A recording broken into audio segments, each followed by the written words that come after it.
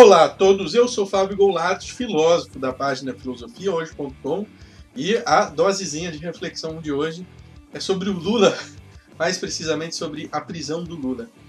E o que eu já quero deixar claro aí para vocês? Eu não faço questão nenhuma de estar fazendo esse vídeo, mas foram muitos pedidos, muita gente dizendo, não sei o que, é muito para lá e para cá e etc. sobre o assunto. Então eu me senti meio que obrigado a lançar pelo menos um comentário. Claro que é muito mais opinião do que qualquer outra coisa, né? E opinião como bunda é doxa, eu sempre gosto de uma episteme filosófica sobre os assuntos, né? Mas acho que não é o caso, até porque o último vídeo, a última dose de reflexão que eu fiz assim, buscando uma episteme sobre o tema, que foi aquela quando o carnaval mistura-se com protestos, o Facebook boicotou meu vídeo, o YouTube boicotou meu vídeo, pouca gente assistiu, e eu fiquei muito triste, porque deu um trabalhão, construir os argumentos, construir um texto, etc., e quase ninguém viu.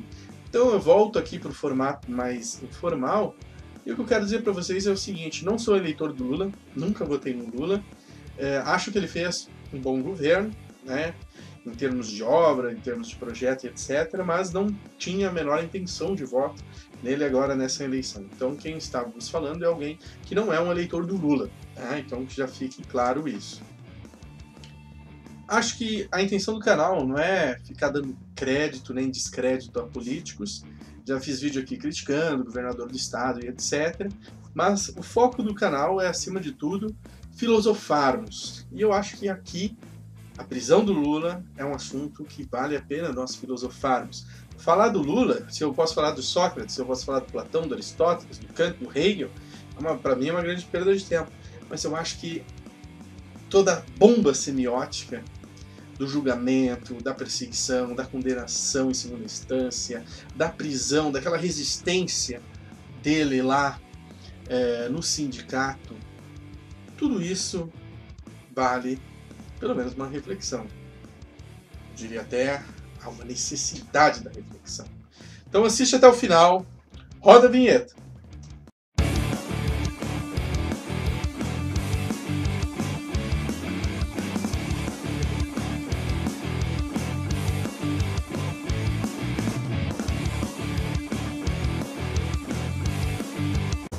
O Brasil vinha bem, os índices, os números mostravam isso, já eram anos e anos de governo do PT, e 2014 tem Copa do Mundo, e foi tudo ok na Copa, né? Todo mundo falava, imagina na Copa, e na Copa foi tudo bem, mesmo com algumas obras inacabadas, mas a Copa foi um sucesso. Futebol e festa, o brasileiro sabe fazer, então funciona e o resto do mundo adora. Tem gente que vem de outros países para ver nosso futebol, para ver nossas festas, nosso carnaval e etc. Eu acho que não foi diferente na Copa nem na Olimpíada. Só que os espólios que ficaram ali em volta, é aí que vem os problemas, né? As corrupções começaram a brotar e etc. Mesmo assim, 2014 a Dilma se reelegeu.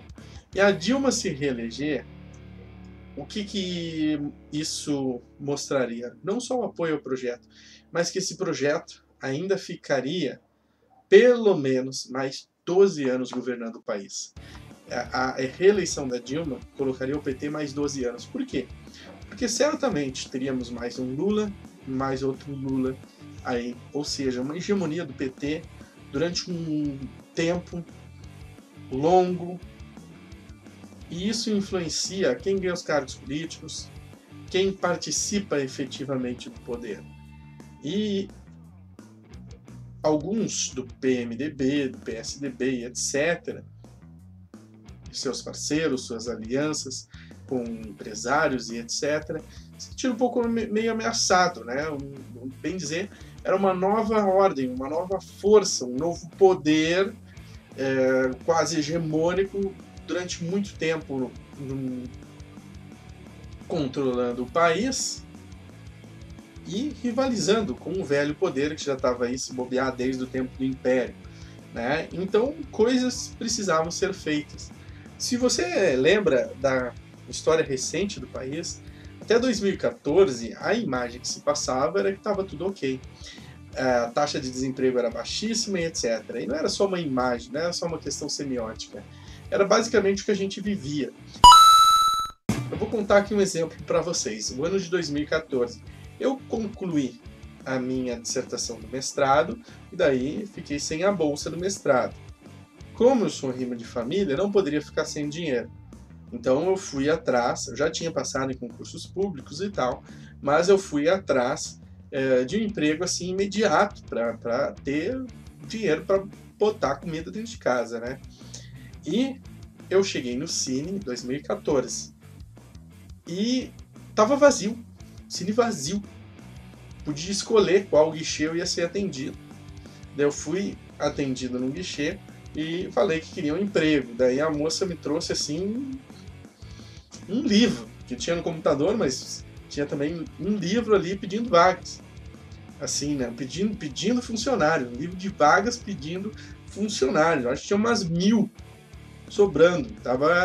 Era aquela situação de pleno emprego, 2014. E daí eu acabei escolhendo um de vendas ali, né? Imagina o cara com mestrado, pegar um emprego de vendas, uma loja de varejo, porque eu não podia ficar sem dinheiro. No final das contas, eu trabalhei menos de 15 dias na loja, que já fui chamado para um serviço público, né? Deu tudo certo, a vida conspirou a meu favor, mas poderia não, né? E eu precisava de dinheiro, eu teria ali que ficar ainda um bom tempo, né? Nas vendas, no varejo, até que tivesse sido chamado. Não foi o que aconteceu, ainda bem, melhor para mim. Mas, só para elucidar vocês, o que era Brasil 2014? Em 2015, começa a propaganda da crise. Em 2015 começa a bomba semiótica de dizer que o projeto do PT, da esquerda, era problemático, que o Brasil estava endividado, que não sei o quê, que o caramba 4, que não tinha não sei o quê, não sei o quê, não sei o quê. Em 2016, já tínhamos 10 milhões de desempregados, foi o ano que começou o processo de impeachment, e foi o ano que se mudou o procedimento jurídico no Brasil, permitindo que a pessoa fosse presa já em segunda instância, não só ao final do projeto. Por quê? Porque era o mínimo possível para prender o Lula antes das eleições de 2018. Foi pro Lula? Para mim foi sim, tá? Eu vou dizer para vocês, eu acredito porque o Lula, ele é um símbolo semiótico, não só do PT, mas de todo projeto de governo de esquerda aqui no Brasil. Sempre que você fala em esquerda no Brasil, vem a imagem semiótica do Lula. Então, prendê-lo, condená-lo, né, pelos seus atos, seria condenar tudo aquilo que ele representa. Toda a questão semiótica que tem por trás. E obviamente que aí tinha muita gente interessada em fazer isso. Você quer saber se eu acho que o Lula era culpado? Eu creio que sim, ele é culpado sim de corrupção passiva, né? Ele recebeu benefícios. Se você pega lá em 2002, aquela carta ao povo brasileiro, já deixava claro, né, que o Lula iria estar negociando aí com os velhos donos do poder, e isso inclui as construtoras. E ele recebeu vantagens, aparentemente, sim. Entramos naquela questão de... prova, não prova, prova, não prova. Gente, é o seguinte, tem um conjunto de evidências muito fortes, evidências concretas. E aí, conjunto de evidências constitui prova? Questão epistêmica, né? Não só uma questão do direito. Pesquisem aí, vão atrás e reflitam sobre isso. Porém, houve uma caçada para prender em segunda instância. E a confusão que se dá agora, ela não é só no campo da semiótica. É total no campo da política brasileira. Porque olha só, o Lula foi condenado, o Lula está preso. Só que ele foi condenado em segunda instância. Ainda não terminou o processo, tem terceira instância, tem embargos, tem mais um bom tempo aí de tramitação. E ele é pré-candidato à presidência da República. E pelo que eu entendi, e daí vocês me corrijam nos comentários, por favor, se eu estiver enganado, que não é minha área, não é do meu conhecimento, nesse momento ele não tem impeditivo de ser candidato. Não tem. Porque o processo dele não está tramitado, julgado, condenado e encerrado, né? O processo ainda está correndo, porém ele foi preso em segunda instância por uma alteração ali que o Supremo fez em 2016.